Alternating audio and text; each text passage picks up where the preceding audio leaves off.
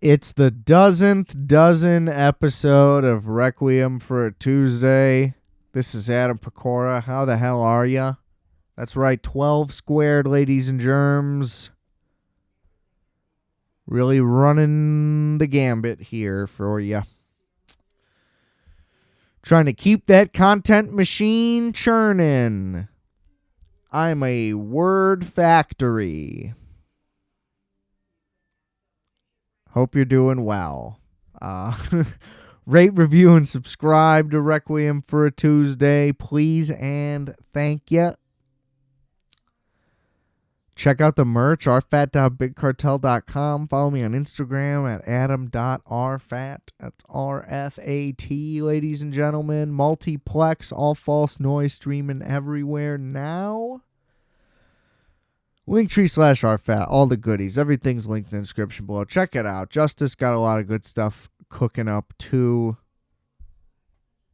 Microwave Minutes, of course. I don't know. Have those been coming out? You tell me. No, they have been. Kind of. Sporadic, but better than usual. So that's good. So look. I mean, I don't know if a show has ever made me just so ecstatic and exuberant and there's a word I'm searching for that I just can't seem to find. But I don't know. I just get very animated during Succession. It just pushes all my little buttons. Every fucking week. So look, it was like the first 5 episodes in a row were just ramping up quality. 6 and 7, a little bit of a dip. You know, they took some time, do some like hard character stuff, build some things, you know, slow it down a little bit too. Because, I mean, you know, you can only do so much of like, the deal's going to work. No, it's not going to work. No, the deal's going to work. No, it's not going to work. Now we have the power. You know, the tug of war. We can't do that for 5 straight episodes. So I'm glad that they pivoted from it a little bit. Kind of just switched us back into political mode. It's kind of nuts. I mean, they just don't obey any of their own shit in a great way. Like, it's always been like this, but like the events do not have to correlate or directly follow anything. It's like, oh, this episode, the FBI's raiding. Next episode, there's a scandal over here. Next episode, whatever. We just have like a problem for today. It's a sitcom. Like, it's just big scale. It's incredible stuff. And now, I mean, we go from the death being the main focus thing to the deal being the main focus thing. And now the election's the main focus thing. And I guess my point is just they do a great job of making it seem very important and relevant and fresh. And like, yeah, of course, this is what they're talking about now. Like, I'm never once like, Jesus, aren't we kind of just jumping around? Because we are, but it never phases me. It never takes me out of it because I just want the characters to be doing something fun, making fun jokes, and being fucking dickheads to people. Like, it doesn't really matter what the situation is as long as it's interesting. And it just keeps getting more and more interesting all the time. It's unbelievable. And it's like Logan almost could have died midway through season 3, and we could have ran this for half of the show. That would have been fucking awesome. Could have been episode 1. Look, I don't know. Doesn't matter. Everything's going great. This was just a lightning bolt of an episode. A ton of comedy, a ton of drama, a ton of everything. Just full energy, full throttle for fucking an hour plus. I don't even know how long it was. But I just get lost in these fucking hours, man. They're incredible. Big victory episode for Greg. Making power moves, fucking Shiv over. And look, Tom gave Shiv multiple opportunities to do the sensitive, real, honest conversation. He's been trying to do it going back to last season. where she used to completely shut him down, and now, now that Logan's died, they're kind of opening up more and more to each other, but she still keeps just twisting it and turning it into a play and fucking him over, just trying to gain things on him, even though some of it, well, here's the thing. I still think that she means some of it some of the time, but then she goes and betrays him again every time, and she seems to be like phased by why he's returning it now. She like doesn't seem to understand that she can't just get away with everything all the time and he's just going to let it go. He's like, fuck it. Like, we should get divorced. You know what I mean? Like, I'm out of this. And she can't handle that. She can't handle anything. Of course, being pregnant doesn't help that at all. But she tries to finally play that card. It's like, you had all these opportunities to tell him, and you want to give people the benefit of the doubt with the dad dying thing. But it's like, look, these are big stakes, doesn't mean you get the free pass to just fuck people over again, especially when that's what you do anyway. So you kind of don't get that benefit of the doubt here. It sucks because that Tom does want a kid. So it's unfortunate that he said, like, is this a play? And he just keeps pushing her away. But it was a play. Even if the play was like, I'm desperate, so I'll be honest, it still was like a move. Like, it's a last-ditch effort for me to cling to somebody because everything's blowing up in my face. You know what I mean? It wasn't like, okay, now's the time to tell Tom. It still was like, I'm doing this because my back's up against the wall now. Which is your own doing. I've been pretty anti-Shiv. I'm going to admit it. Feel like I've been open about that. But, the only way it works is somehow the Matsson deal still goes through. There's a lot of things to do, but all she can really try to do is keep throwing her family under the bus, which means she'll just be alone. And so it just seems less and less likely that she'll just be like, oh, I'm the winner, which I feel like everybody's done a great job of pointing out. Like, there's not going to be like a winner just because everybody's a miserable loser as a person. But I mean, some party of this is going to come out with like a victory in terms of, I have the job I was looking for. You know what I mean?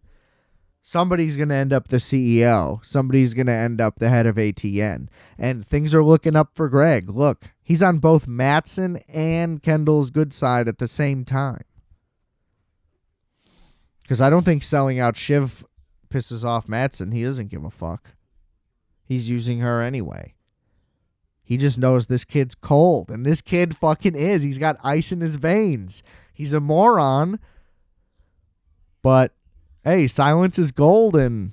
How much is it worth? Whatever the fucking line is. I love this shit. Shiv tries to say, don't fuck me. He's like, fuck you, bitch. You're donezo. Stonewalled her.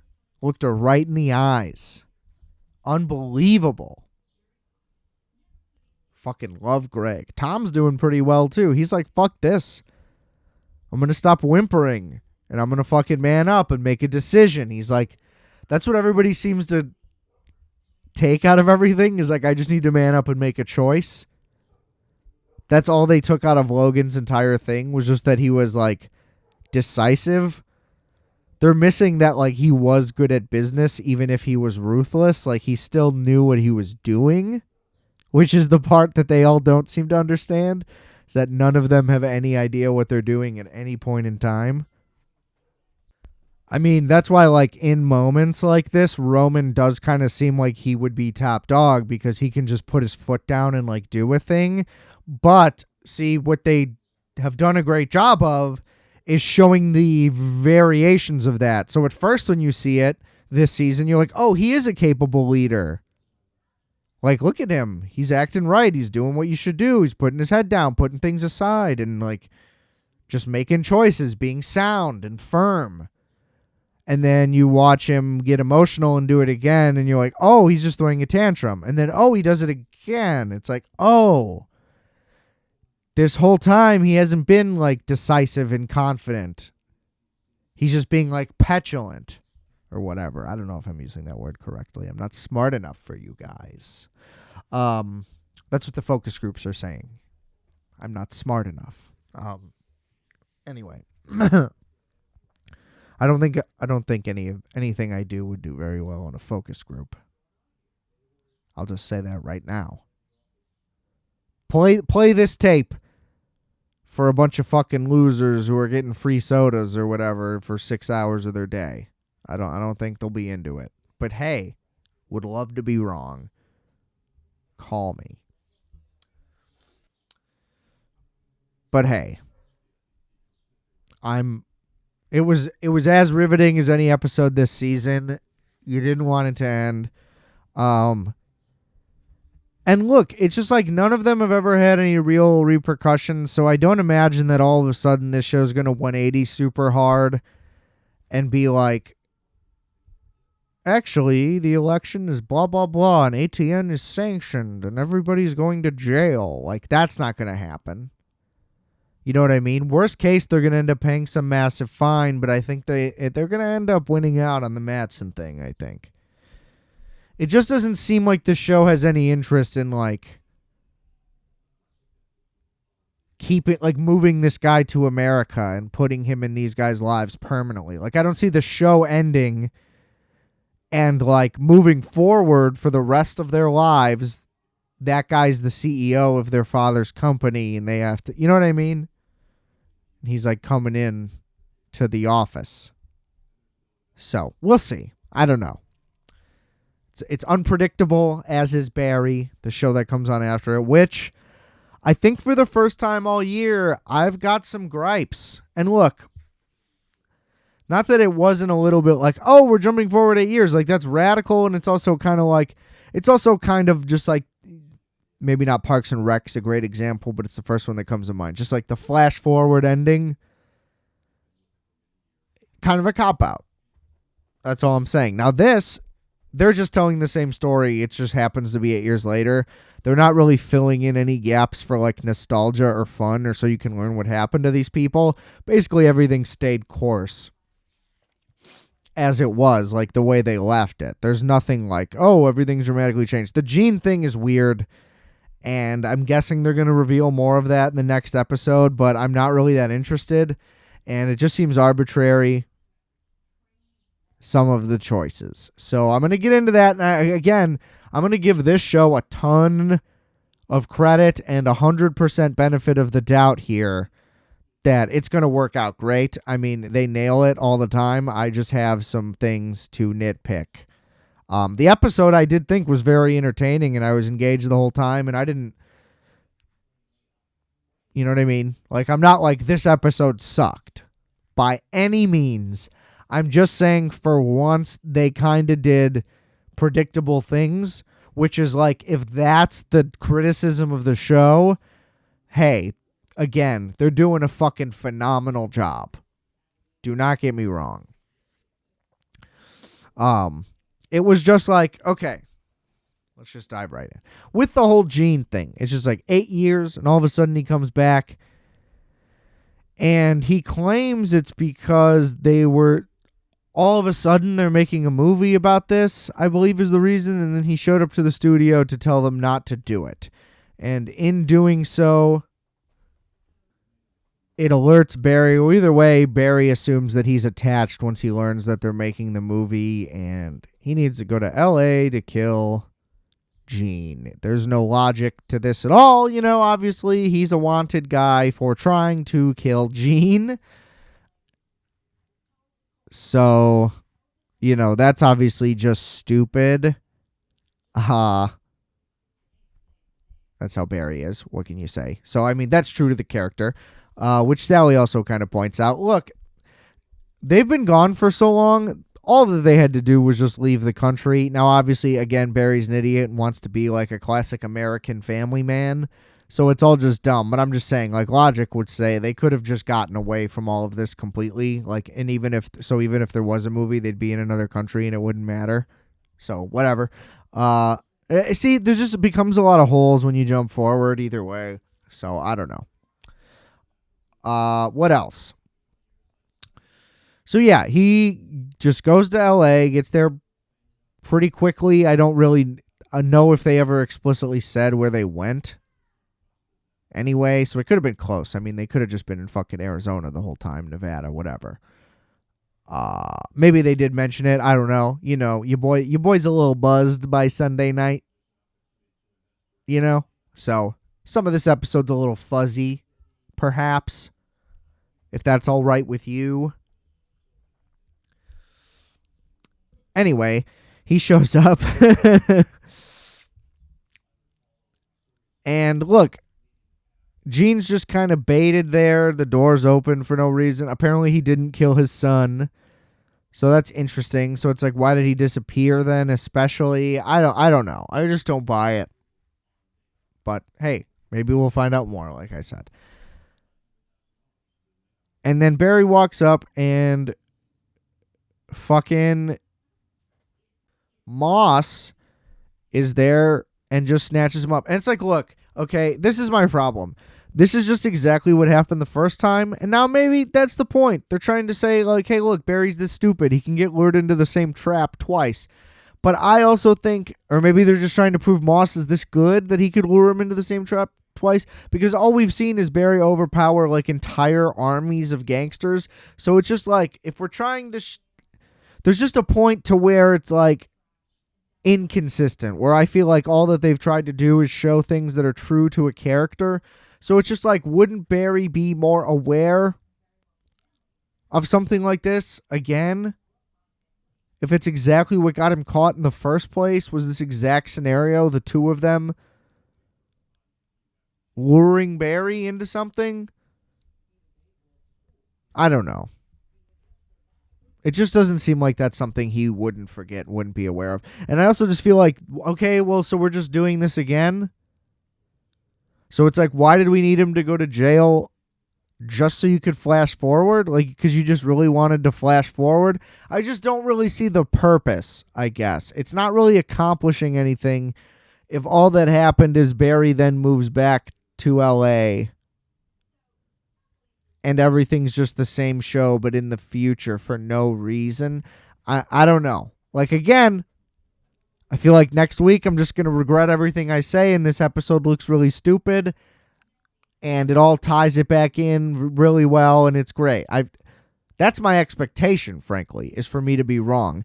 I just feel the need to point it out, because it's like, all of a sudden, why is this happening? You know? And then Hank is... he, like, went legit successfully, but for some reason is helping Fuchs. It's like, if you go legit, why would you want to deal with this guy no matter what? You know, wouldn't you just, like, pay him off to go away? Which I guess he's kind of doing, but he's paying him off and keeping him at his property and, like, having him work for him. I mean, I guess you're not going to go, like, legit, right? You're still going to want that part of the business to be going on and, like, laundering and shit. Sure. Okay. Guess I just talked myself into it. But I digress. Didn't see what any of the point of that was. He's just like, find me Barry. And they're like, oh, we're going to find Barry. You know what I mean? And now it's like all coming to a head where they're all just going to be fighting each other. And I don't know.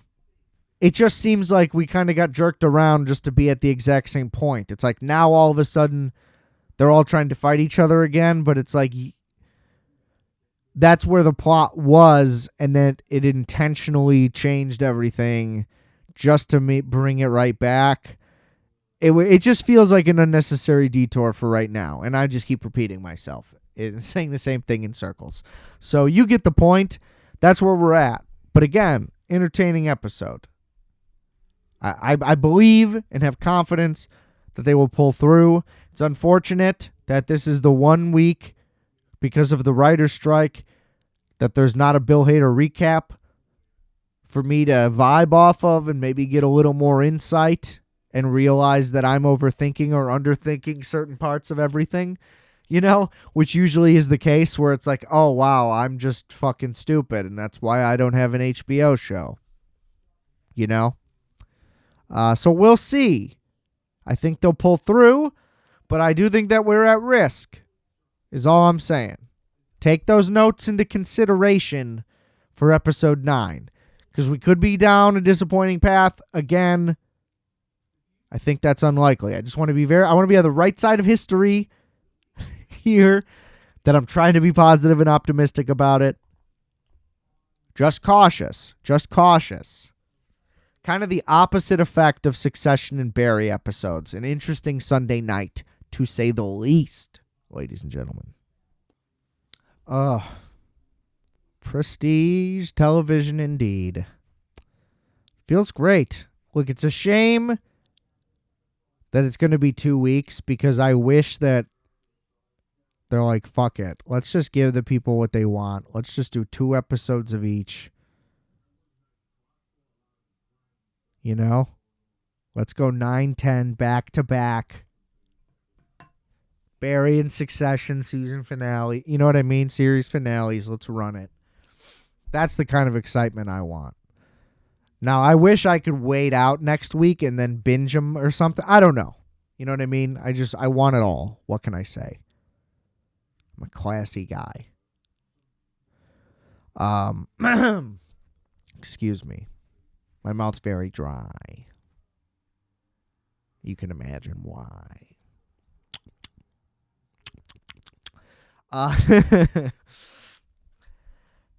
2 weeks. I don't know what I'm going to do. And then I've talked about this. Then the Bears coming up. Look, we got things down the pike. It's exciting, but still. 2 monumental generational shows coming to an end at the same time. Very thrilling. Very, very thrilling. No idea how either's going to end. They have no fucking predictability in sight. So we will have to wait and see. A lot better than Bupkis, I'll fucking tell you that. That show did not float any boats for your boy. Listen, I just want to take the rest of this time to do the full fanboy out, for like 7 minutes here. Just bear with me, literally. As we're going to talk the Chicago Bears. So we're post-draft. How am I feeling? The schedule's out. Look. I ultimately was very wrong about the win-loss total last year.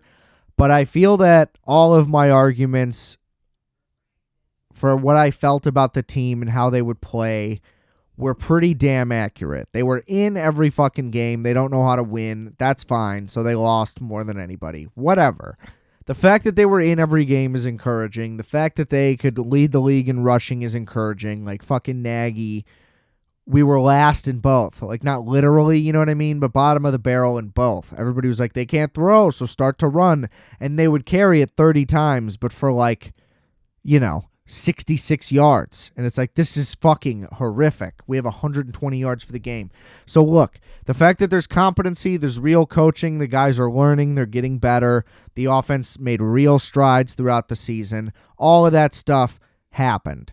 And what did they add? Every single missing piece outside of, pressure on the defensive edge. So look, offensive line, 100% improvement. With Cody Whitehair is going to be center. Now we have 2 strong guards, Tevin Jenkins, Nate Davis.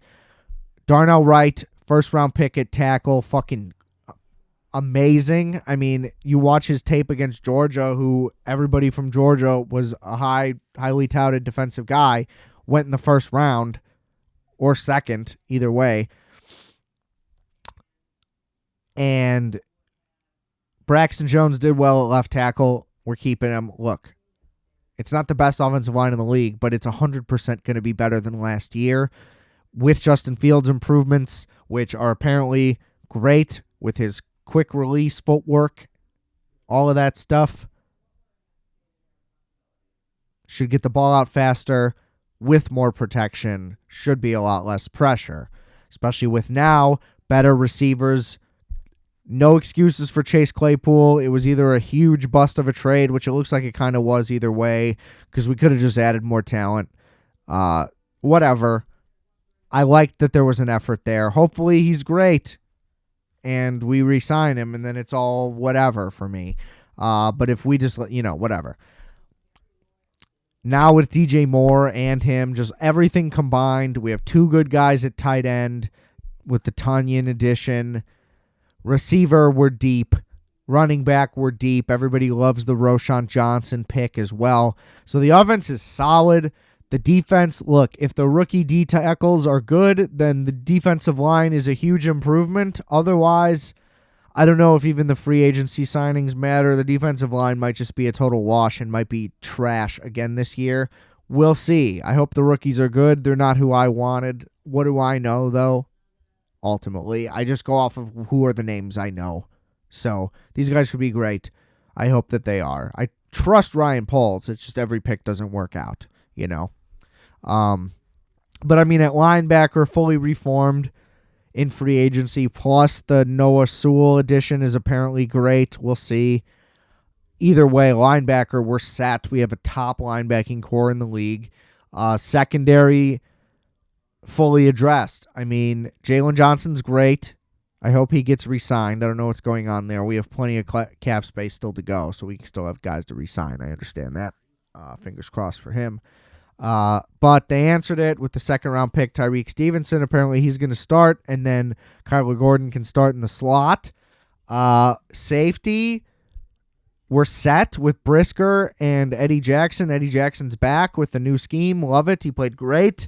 Back to loving him after 2 horrific years. Jaquan Brisker, instantly loved him, and he's only going to be better. So, I mean, I love all the moves on the defense. The defense still needs work. Hopefully the new additions, I mean, massive additions across the board, plus another rookie corner to add depth. Forgot his name. So we have at least a ton of depth that we didn't have before on the D-line, and hopefully just a little more pressure with all the other new additions, you know, should kind of marry up together. Maybe we'll get some more coverage sacks and things like that. That's kind of where we're at, hoping for things like that. So the run defense will be better, which hopefully can, you know, lend itself. Everything has to play in a hand with each other. But I think the defense will still kind of struggle, but I think we'll be able to actually win some more of those games. So I think we'll be near like an 8 to 10 win team, especially with a more favorable schedule. We have a lot of rest. Apparently, we have like the most breaks between games overall that like you could possibly get. So that could play into it, especially with Fields. Just give him a little less pressure. Like he'll probably be running less. But I'm loving it. This team is a massive improvement, like a complete overhaul. It's a true rebuild. It's what you see happen to every other team, and it's just, again, this is what I felt last year about just having real competent coaches and front office, and it's like we just continue to have all of that, and it's a real team that's happening, and it's just hard to believe that we're having a real team, and it seems like we're actually on a real track for something, which seems to be what's happening in Detroit as well. So it's like us in Detroit completely flipping our scripts. And yeah, I think they can win, like I said, 10 games, maybe vie for a playoff spot. I think being like a contender, we're a year away. I think one more strong draft and free agency run, like next year, like the year after this upcoming year, it's going to be the real time for it's like, okay, this is like a real chance. But I think this year, best case is like pleasant surprise, didn't think they'd be here type team. But I'm loving the fucking direction, and I'm really fired up, and I just needed a chance to get all that out because nobody will listen. So I had to tell all you lovely people. So I'm glad that you listened, or hey, at least this is on tape. Go fucking Bears. Thrilled for the season. Still more moves to come, so I'm sure we're going to get some cap casualty guys, maybe some offseason trades. Who knows what additions we might make and become an even better team. Hopefully we don't give up too much draft capital when we do that, if we do that. But I think there's only gonna be improvements from here. We'll see. Of course, I will talk about it on here, so don't you worry, baby. Thanks. All right, that was it. Thanks for tuning in. Check out all the links in the description below. Rate, review, and subscribe to Requiem for a Tuesday. This is Adam Pecora. Peace out, y'all. And remember, I are fat, you are fat. we are fat. I said calculator.